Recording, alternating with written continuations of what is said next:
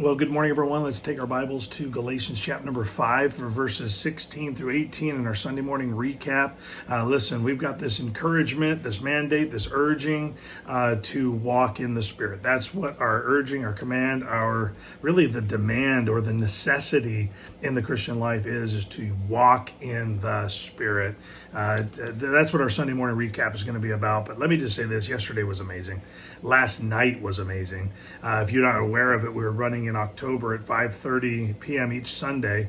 We're having guest speakers come in for what we're calling Reconnect to God's Power. And so I hope that you've been able to be a part of that, and you know what I'm talking about when I say that each one of them has hit a nerve for us and have been an encouragement to us and a help. And so I hope that you've been able to participate. If not, next Sunday at 5:30 p.m. we have our last speaker. Wow, what just a great time we've been having. Last night was Jason Brown. He's preached a revival for us in the past, and it's just really good. And so I hope that you have been able to be a part of it. If not, check out our Facebook and YouTube pages.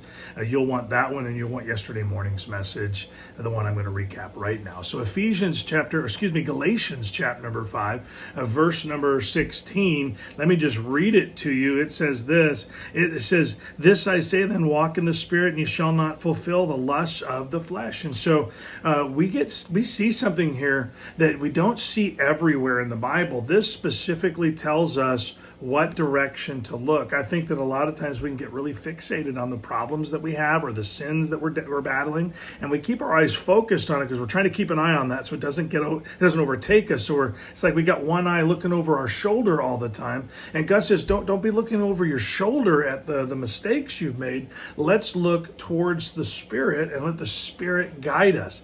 In fact, that passage says that if we will walk in the Spirit, we won't fulfill the lust of the flesh.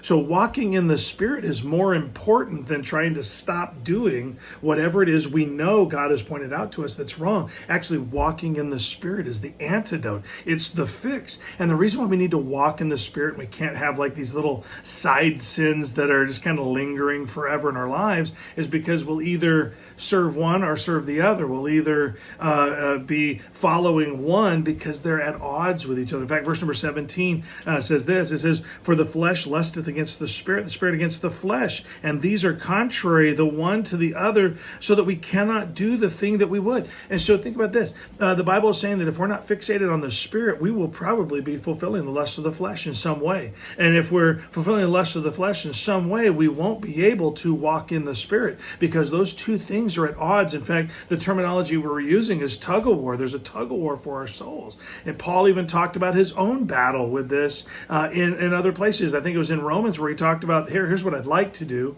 and this is what I end up doing. I hate this, but I end up doing it. This I love, and I end up not doing it. And so he talks about that struggle and that battle so that we know that we're not strange if we're battling against our flesh, so that we can, listen, we got to walk in the Spirit. And see, that's the issue.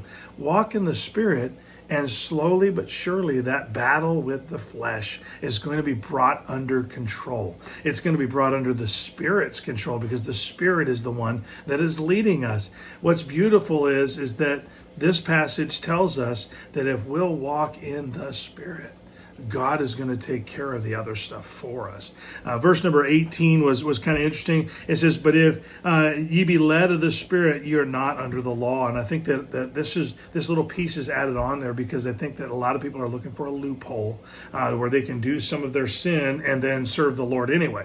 And in fact, I think that characterizes a significant number of people who claim to be believers.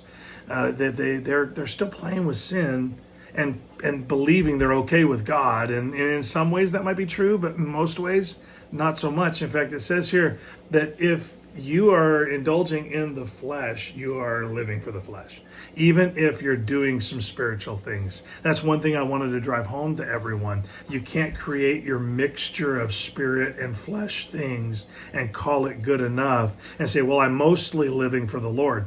Did you know that if you're living for the world, that's what you're living for, even if you've melded it into some spiritual things? You're either living for the Lord or you're living for the flesh. You're either living for Him or you're living for self.